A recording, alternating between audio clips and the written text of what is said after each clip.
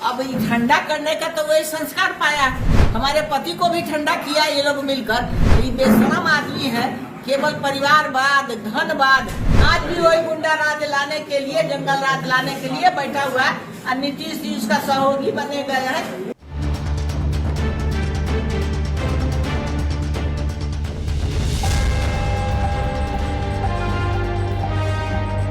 नमस्कार, स्वागत है आपका डीटीवी भारत में। मैं हूं आपके साथ शर्मिला चौहान। और बीजेपी की सांसद ने एक बार फिर से एक बड़ी बात कह दी है मुख्यमंत्री नीतीश कुमार को लेकर। तो यूं तो लगातार बीजेपी के तमाम बड़े नेता हमलावर हैं, लेकिन ये जो बयान सामने आया है बीजेपी की सांसद रमा देवी का, ये बयान विवादित बयान है और ये बड़ा बयान है। आपको बता दें कि बीजेपी की सांसद रमा देवी के पति थे ब्रज बिहारी और उन्होंने अपने पति को लेकर एक बड़ी बात कह दी है।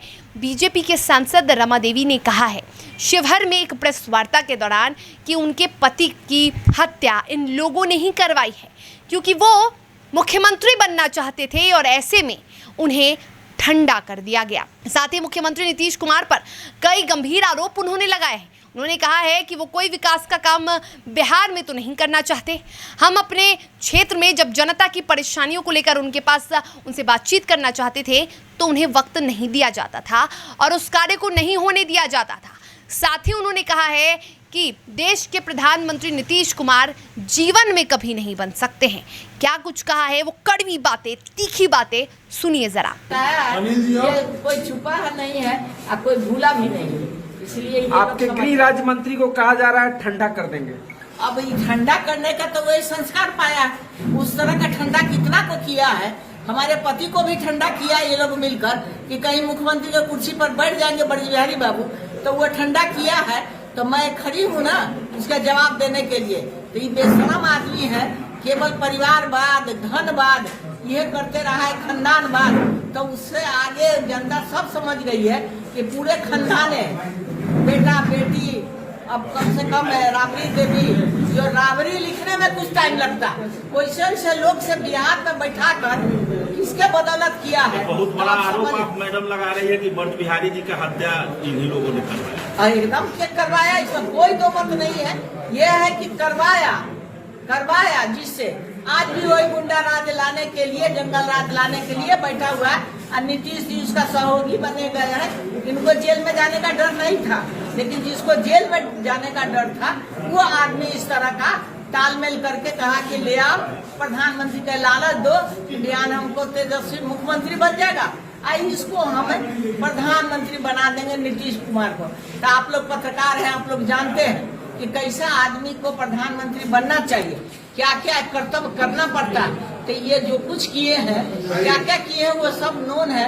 इतना कहिएगा तो पूरा कहानी बन जाएगा। बिहार में ईडी सीबीआई का रेट चल रहा है, लग रहा है कि बिहार में कुछ होगा। रेट चल रहा है तो पैसा निकल रहा है, तो और बढ़िया बात ना है। अब उजागर तो हो रहा है कि लोग इनके सरकार में, ये जो सरकार चला रहे थे तो पदाधिकारी कितना लूटता था, कितना जमा करता था, सड़क आज बनता था कल टूट जाता था। हम लोग साथे थे, इसलिए मुंह बंद किए हुए थे। हम लोग फोन करते थे, तो आज तक फोन पर यह बात नहीं किए। ये शर्म आना चाहिए कि एक भारतीय जनता पार्टी के, मैं अकेली शिवहर की एक सांसद पूरे बिहार से जाती हूँ, उसके बाद भी ये आदमी एक बार भी हमसे बात नहीं किया।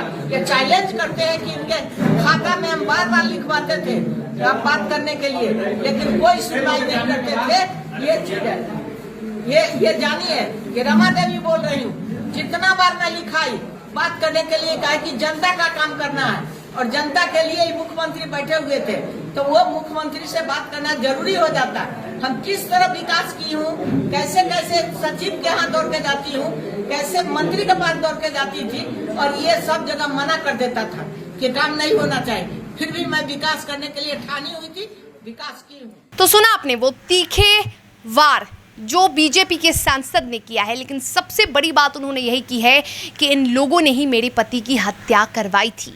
वो मुख्यमंत्री बनना चाहते थे, वो बन भी जाते अगर जीवित रहते तो, लेकिन उन्हें ठंडा कर दिया गया।